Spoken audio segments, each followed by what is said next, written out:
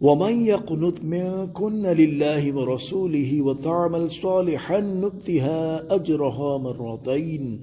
وَأَعْتَدْنَا لَهَا رِزْقًا كَرِيمًا۔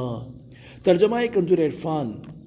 اور جو تم میں اللہ اور اس کے رسول کی فرما بردار رہے اور اچھے عمل کرے تو ہم اسے دوسروں سے دگنا ثواب دیں گے، اور ہم نے اس کے لیے عزت کی روزی تیار کر رکھی ہے۔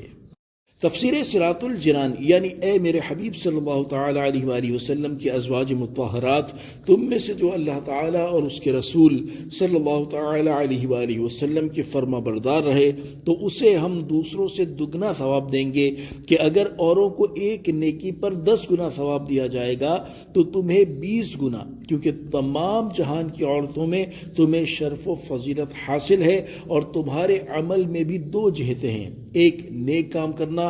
دوسری رسول کریم صلی اللہ تعالی علیہ وآلہ وسلم کی رضا جوئی، قناعت اور اچھے طرز زندگی کے ساتھ حضور اقدس صلی اللہ علیہ وسلم کو خوش کرنا، اور ہم نے اس زوجہ مطہرہ کے لیے جنت میں عزت کی روزی تیار کر رکھی ہے۔ اس آیت سے معلوم ہوا کہ سید المرسلین صلی اللہ تعالی علیہ وآلہ وسلم کے ازواج مطہرات کو عام عورتوں پر بڑی فضیلت حاصل ہے، اور انہیں ان کے نیک عمل پر دگنا اجر و ثواب دیا جاتا ہے۔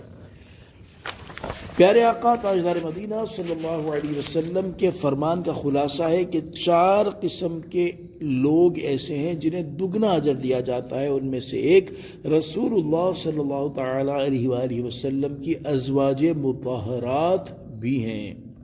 اس آیت سے معلوم ہوا کہ حقیقی طور پر عزت کی روزی جنت کی نعمتیں ہیں، لہذا جو مسلمان اس روزی کو پانا چاہتا ہے تو اسے چاہیے کہ نیک اعمال کرے۔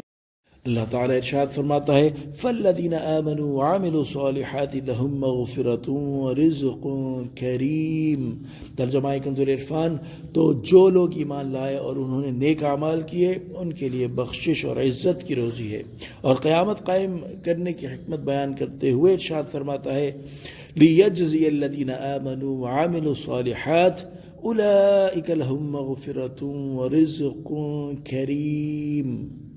تاکہ اللہ ایمان لانے والوں اور اچھے اعمال کرنے والوں کو بدلہ دے، ان کے لیے بخشش اور عزت کی روزی ہے۔ اللہ تعالی ہمیں کثرت سے نیک اعمال کرنے کی توفیق عطا فرمائے اور اپنے کرم سے بخشش و مغفرت اور جنت کی نعمتیں نصیب فرمائے۔ آمین بجاہ النبی الامین صلی اللہ علیہ وسلم۔ صلو علی الحبیب صلی اللہ تعالی علی محمد صلی اللہ تعالی علیہ وسلم۔